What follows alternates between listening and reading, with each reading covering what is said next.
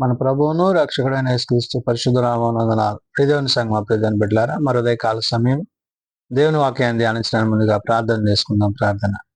కృపగల తండ్రి, దయగల మా యేసయ్యని బంగారు పాదాలకు లెక్కలేని వందనాలు, స్తుతులు, స్తోత్రములు. గతించిన రాత్రంతా నీ రెక్కల చాటుని కాచి కాపాడి సంరక్షించిన దేవ, మన కాల సమయం సజ్జ లేఖను చేరి ప్రార్థించుండగా వాక్యమైన దేవుడు వాక్యం ద్వారా మాతో మాట్లాడి మీరే మహిమ ఘనత ప్రభావాలు పొందమని యేసునామమున అడుగుచున్నాము తండ్రి. ఆమేన్. ప్రియదేవుని సంగమా, ప్రియదేవుని బిడ్డలారా, నేడు ఏర్పాటు చేయండి దేని వాక్య భాగము ఎపిఫనియాలోని 2వ ఆదివారం కొరకు ఏర్పాటు చేయబడిన పత్రికా వాక్య భాగము అపోస్తలుడైన పౌలు రోమీయులకు రాసిన రోమా పత్రిక 12వ అధ్యాయము 6 నుండి 16 వచనాలు ధ్యానం చేసుకుందాము. ఎపిఫనియాలోని 2వ ఆదివారం ఏర్పాటు చేయబడిన పత్రికా వాక్య భాగము అపోస్తలుడైన పౌలు రోమీయులకు రాసిన రోమా పత్రిక 12వ అధ్యాయము 6 నుండి 16 వచనంలో ఈ విధంగా రాయబడినవి.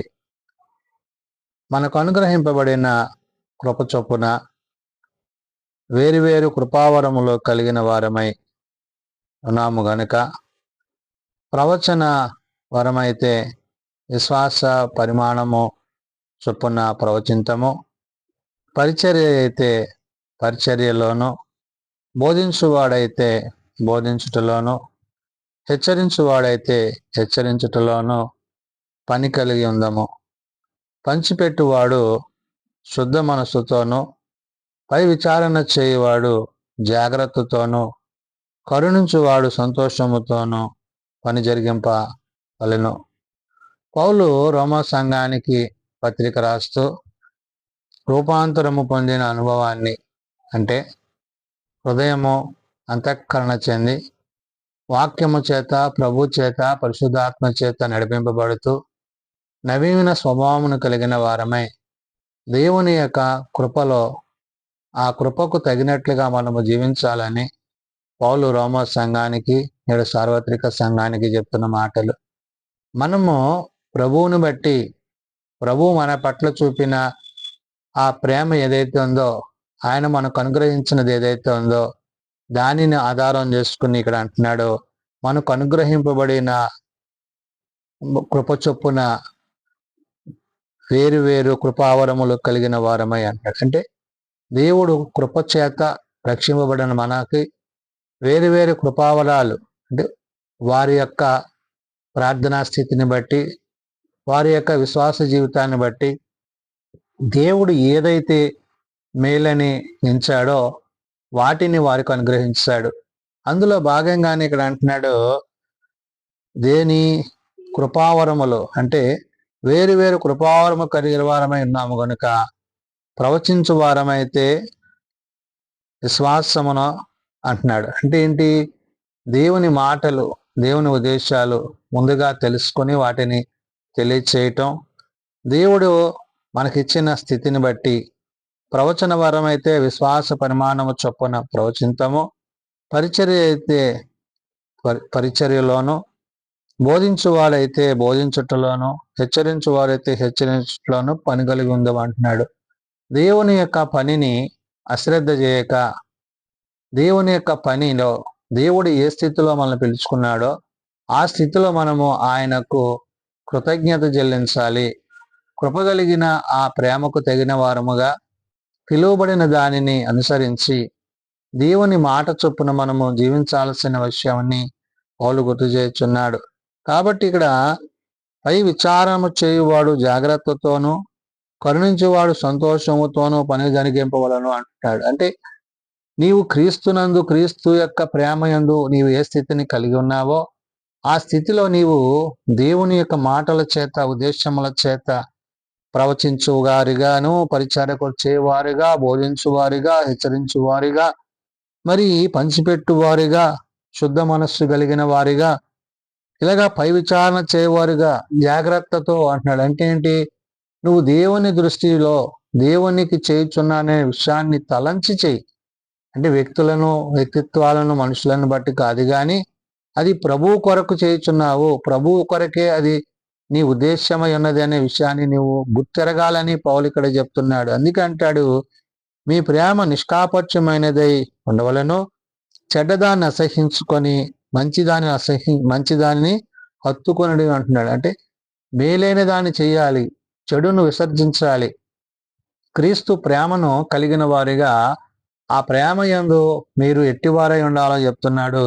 మీ ప్రేమ నిష్కాపట్యమైనదై ఉండవలెను, చెడ్డదాన్ని అసహించుకొని మంచిదానిని హత్తుకొని ఉండండి అంటున్నాడు. అంటే దేవుని యొక్క ఉద్దేశములో, దేవుని యొక్క ఆలోచనలో ఆయన నీతిని మాత్రమే జరిగించే వారముగా, ఆ నీతికి తగిన వారముగా మనం ఉండాలి అని పౌలు చెప్తున్నాడు.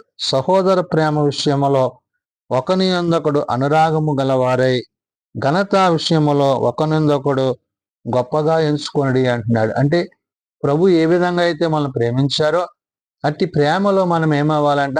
సహోదర ప్రేమ, ఒకరి పట్ల ఒకరికి ప్రేమ కలిగి, ఆ ప్రేమ ప్రభువుని బట్టి కలిగినదనే విషయాన్ని మర్చిపోక, ఆ ప్రేమానుసారమైన దేవుడు మనకిచ్చిన ఆ యొక్క ఆధ్యాత్మిక స్థితిగతులను బట్టి, కృపావరాలను బట్టి, విశ్వాస పరిమాణం చొప్పున ప్రవచించే స్థితిని బట్టి నీవు క్రీస్తు యొక్క సాక్షిగా ఉండాలి అని పౌలు ఆనాడు రోమా సంఘానికి, నేడు సార్వత్రిక సంఘానికి చెప్తున్నాడు.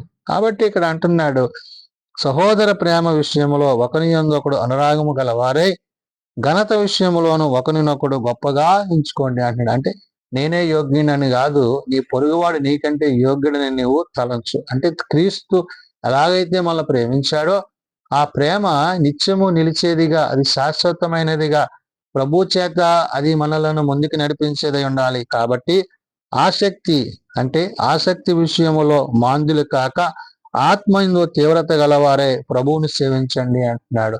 ఈ యొక్క ఆత్మ సంబంధమైన స్థితి దేవుని చేత, దేవుని ద్వారా కలిగినదిగా, ఆ యొక్క ఉన్నతమైన స్థితిని మనము కొనసాగించేవారిగా ఉండాలి. ఎప్పుడైతే యేసుక్రీస్తు ప్రభువారు మరణించి తిరిగి లేచిన తర్వాత ఆయన పునరుత్థానుడై ఆదరణకర్తను పరిశుద్ధాత్మను మన మధ్య ఉంచారో ఆ ఆత్మ మనలను సత్యములోనికి, ప్రభువులోనికి, పరిశుద్ధాత్మలోనికి, తండ్రి యొద్దకు నడిపించేది. కాబట్టి ఇక్కడ పౌలు చెప్తున్నాడు, ఆసక్తి విషయంలో మాంద్యులు కాక ఆత్మయందు తీవ్రత గలవారే ప్రభువును సేవించండి అంటున్నాడు. ఈ ఆత్మ ప్రభువు కలిగిన ఆత్మగా, ప్రభువుని సేవించే ఆత్మగా ఉండాలంటున్నాడు.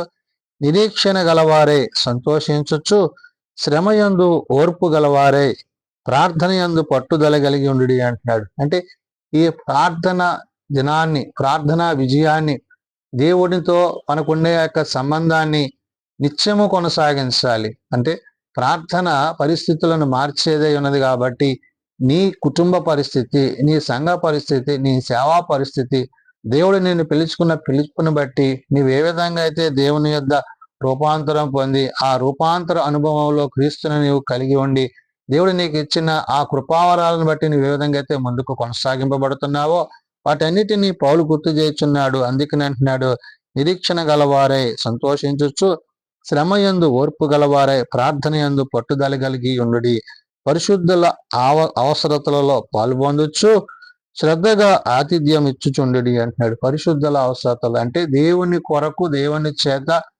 ఏర్పరచబడ్డ వారిగా, దేవుని పరిచారకులుగా, ఆ పరిశుద్ధమైన దేవుని యొక్క పనిలో నీ పాత్ర ఏమైనదనే విషయాన్ని పౌలు అక్కడ గుర్తు చేస్తున్నాడు. కాబట్టి మనము క్రీస్తుని బట్టి, క్రీస్తు ప్రేమను బట్టి, ఆయన మనల్ని ప్రేమిస్తున్న విధానాన్ని బట్టి ఆ విధంగా దేవుని యొక్క పరిచర్య చేయవలసి ఉన్నది. కాబట్టి పరిశుద్ధుల అవసరములలో పాలు పొందొచ్చు, శ్రద్ధగా ఆతిథ్యం ఇచ్చుచుండుడి, మిమ్మల్ని హింసించు వారిని దీవించుడి గాని శపింపవద్దు అంటున్నాడు. ఎవరైనా నీ మీద తిరుగుబాటు చేసిన, నీ మీద వ్యతిరేకంగా మాట్లాడిన వారిని గూర్చి చెడ్డగా గాని, వారి మీద చెడు తలంపులు గాని నీవు కలిగి ఉండక, వారు ఆశీర్వదింపబడులాగున, దీవింపబడులాగున వారి నిమిత్తం నీవు ప్రార్థించేవాడుగా ఉండాలి. అంటే వారి యొక్క వారి హృదయములో ఉన్న ఆ యొక్క తలంపులన్నీ తొలగింపబడి వారి ప్రభువుని అంగీకరించి ప్రభు ప్రేమ చేత నింపబడివారై ఉండాలి. కాబట్టి నీ ప్రవర్తన అంతటి మీద ప్రభు యొక్క అధికారాన్ని, అందుకనే ఇక్కడ అంటున్నాడు, మిమ్మల్ని హింసించు వారిని దీవించుడి గాని శపింపవద్దు, సంతోషించు వారితో సంతోషించుడి, ఏడ్చు వారితో ఏడ్వడి, ఒకనితోనొకడు మనస్సు కలిగి ఉండి అంటాడు. అంటే నీ హృదయమందును ప్రవర్తన యందును ప్రభు ప్రేమ నిత్యము అది కొనసాగేదిగా, నిరంతరం అది ఉండేదిగా ఉండాలి. కాబట్టి ఏడ్చువారితో ఏడ్వుడి, ఒకనితోనొకడు మనస్సు కలిగి ఉండి, హెచ్చువాటి యందు మనస్సును చుక, తగ్గువాటి యందు ఆసక్తులై ఉండి, మీకు మీరే బుద్ధిమంతులమని అనుకొనవద్దు అంటున్నాడు. అంటే దేవునికి సమయాన్నిచ్చి దేవుని యొక్క ఉద్దేశం ఏమైనదో, దేవుడు మన పట్ల ఎటువంటి ఆలోచన కలిగి ఉన్నాడో, ఆయన యందు మనం ఎట్టివారమై ఉండాలో ఇవన్నీ కూడా మనము గ్రహించాలి. అంటే ఏ స్థితిలో నీవు పిలువబడ్డావో ఆ పిలువబడిన స్థితిని బట్టి, ఏ స్థితిలో దేవుడు నిన్ను ఆశీర్వదించాడో, దీవించాడో, ఆ దీవింపబడిన విధానాన్ని బట్టి, ఏ స్థితిలో దేవుడు నీకు కృపావరాలను అనుగ్రహించాడో ఆ కృపను బట్టి నీవు ఏమై ఉండాలంటే ఆయనకి సాక్షి ఉండాలి. ఎప్పుడైతే నీ హృదయంలో ప్రభువుని ఆ విధంగా నీవు కలిగి సేవిస్తూ ప్రార్థిస్తూ ఆయన సన్నిధిలో నీవు జీవించిన వాడమైతే నీ యందు ఆయన యొక్క ఉద్దేశాలు, ఆయన ఆలోచనలు నిరంతరము నిలిచి ఉండనని పరిశుధాత్మ దేవుడు భక్తుడైన పౌలు ద్వారా తెలియజేస్తున్నాడు. కాబట్టి సమయమును సద్వినియోగం చేసుకుంటూ ప్రార్థన యందు పట్టుదల కలిగి ఆనాడు పౌలు ఏ విధంగా అయితే రోమ సంఘానికి పత్రిక రాసి వారిని విశ్వాసంలో నడిపించాడో, నేడు ఆ పత్రిక ద్వారా అనేకులను క్రీస్తు యొద్దకు నడిపించగలిగిన బిడ్డలుగా, ఆయన కుమారులుగా, కుమార్తెలుగా సహోదర ప్రేమ కలిగి జీవించవలసినదని పరిశుధాత్మ దేవుడు తెలియజేస్తున్న మాట. ప్రార్థన చేసుకుందాం. ప్రేమ నమ్మకం కలిగిన మా తండ్రి, కృప కలిగిన దేవ, అవును నాయన, నీ యందు మా యొక్క ప్రేమ ఎంత ఉన్నతమైనదో ఆ ప్రేమకు తగిన వారముగా నాయన మేము జీవించుటకు, ఆ ప్రేమ యందు నిలుచుటకు నీ సహాయము దయచేయండి. నీ వాక్య సత్యమును అనుసరించి, నీ నీతిని అనుసరించి, నీ జీవము కలిగిన మాటల చేత మమ్మల్ని జీవింపజేయచ్చు. నీ మహిమలో నీతో యుగయుగాలు జీవించే కృప మా అందరికీ దయచేయండి. బలహీనలను బలపరచండి నాయన, రోగులను స్వస్థపరచండి నాయన. ఆయా ప్రార్థన అవసరాలు కలిగిన కుటుంబాలను జ్ఞాపకం చేసుకోండి. హాస్పిటల్స్ వద్ద, ఇండ్ల వద్ద ఉన్న వారిని ముట్టిలు లేవనెత్తండి. మీ చేతి గాయముల చేత వారికి స్వస్థతను, ఆరోగ్యం తెచ్చండి. చిన్నబిడ్డలు, యవనులు, పెద్దలు, వృద్ధులు ప్రతి వారిని వారి వారి తరగతుల చొప్పున ఆశీర్వదించి దీవించండి. ప్రభు, అనేకులు ఇంకా నేను ఎరుగక తమ హృదయాలు కఠినపరుచుకుంటున్నారు. అటు వారికి మారు మనసు, పాప క్షమాపణ దయచండి. రూపాంతర అనుభవాలలోకి మమ్మల్ని నడిపించండి. మాకు ఇచ్చిన ఆత్మీయ స్థితిగతులను బట్టి, ఆత్మీయ నడిపింపును బట్టి, కృపలను బట్టి ఆ కృపాసన చేరగలుటకు నీ సహాయం మాకు దయచేయమని, జన పరిచర్యలో, సేవలో మీ సన్నిధి, మీ తోడ్పాటు, మీ తోడు దీవెన మాపై నుంచమని, మహిమా ఘనతా ప్రభావాలు మీరే పొందుకొనమని, మీరు ఆఖరికే మమ్మల్ని సిద్ధపరచమని యేసునామమున అడుగుచున్నాం తండ్రి. ఆమేన్. పరలోకమందున్న మా తండ్రి, నీ నామం పరిశుద్ధపరచబడుగాక, నీ రాజ్యం వచ్చుగాక, నీ చిత్తం పరలోకమందు నెరవేర్చినట్లు భూమి మీద నెరవేరుగాక. మానిన నాణ్యను మాకు దయచేయము. మనలా ప్రార్థన చేసిన వారిని మేము క్షమించిన ప్రకారం మా ప్రార్థనలను క్షమించము. శోధనలో తేకాదు శోధన తప్పించము. రాజ్యము, శక్తి, మహిమ నిరంతరము నీవే అన్నావు తండ్రి. ఆమేన్. మన పరమ తండ్రి దేవుని ప్రేమ, ప్రభు అయిన యేసుక్రీస్తు కృప, పరిశుద్ధాత్మనిత్య సహాయము నిరంతరము సదా తోడైండి సంరక్షించునుగాక. ఆమేన్.